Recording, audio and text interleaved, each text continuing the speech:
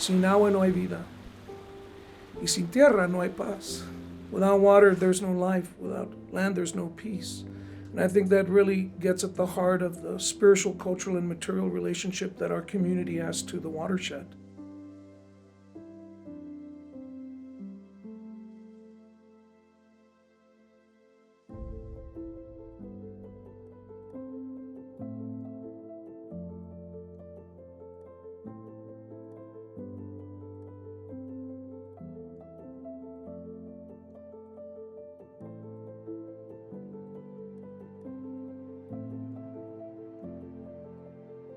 My sister told me this.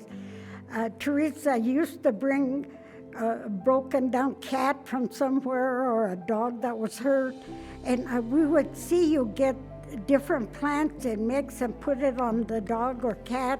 I guess I had that instinct to use nature to heal, and that was in me to become eventually a nurse. I used to see my grandma use certain things like a cup of tea for a stomach ache, simple things. And not only did it heal, you were taking part of the earth back into you again. Self-reliance has reawakened during the pandemic. You know, as supply chains got disrupted and people got tired of driving 50 miles to Alamosa to shop for groceries and supplies, they realized that right here we have a resource that we can use, our own farms, in order to feed our own communities. We grow abundance of apples, peaches, cherries, plums, a lot of the fruits. I grow some chili and tomatoes. It's always good to know what kind of red chili you're eating when you're doing it yourself.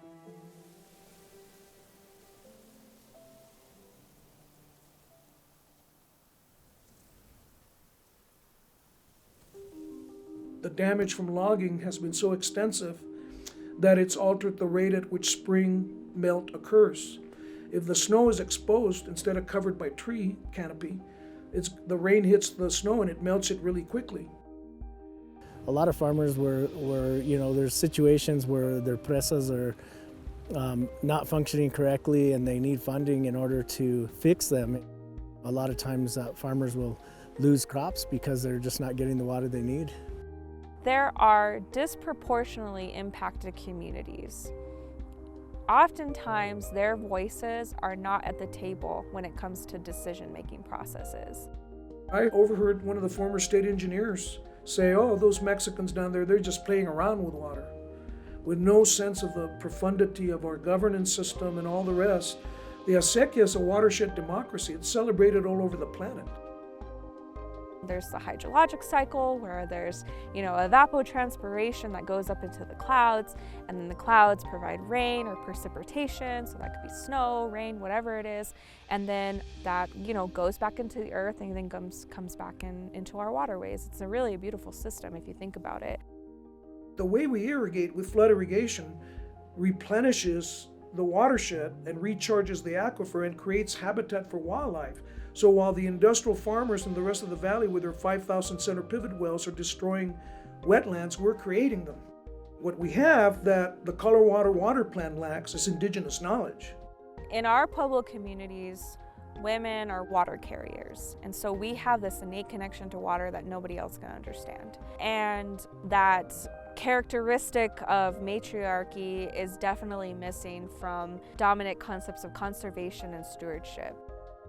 Indigenous people really do have that metaphysical understanding of hydrologic systems, and we have surrounded our culture and traditions around that system as well. The health of the river is directly connected to the health of our Pueblo communities. For ceremonial purposes, we ingest the water, we bathe in the water, and we utilize foods and resources that come directly from the water.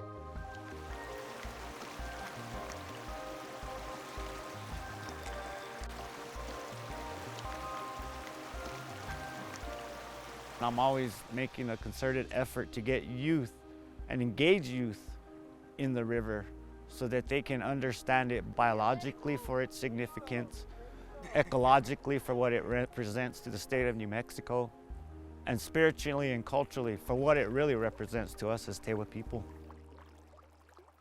it's not just what uses do we have of the mountain, that's important, but what services do we provide the mountain? What do we do as human beings to support the health of the watershed? It works both ways. The mountain will only support us as much as we take care of it. And that's the ethic here. People have a sense of obligation of caring for the watershed because it's the source of their livelihood. We're seeing less and less snowpack. We have to think about, okay, how are we going to store water? How are we also going to meet our Rio Grande Compact allegations? How are we going to ensure that pueblos and tribes who have rights to water also get their full allocation rights? In my mind, we should convene a statewide summit led by BIPOC communities so that we can really articulate not just our ethics, but more important, our version of the science. As a Tewa person, I stay active in all arenas so that our voice is heard. And it also enables us to be good stewards on lands that are culturally significant to us and yet lie far from our reservations. It's important to protect your seed, your water, your soil. 3 basic things. New Mexico as a whole, I mean, it's beautiful. I mean, it's something that we need to preserve. People have a plan A, a plan B, but we don't have a planet B. We have to take care of what we have, and we have to preserve our culture. We have to preserve our watersheds. What balances our life, what balances every life, all the way to the grass, all the way to the trees, everything. Everything needs water.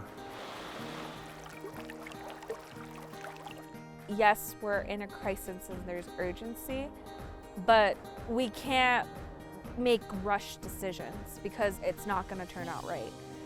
We have to spend intentional time to think about what those solutions are.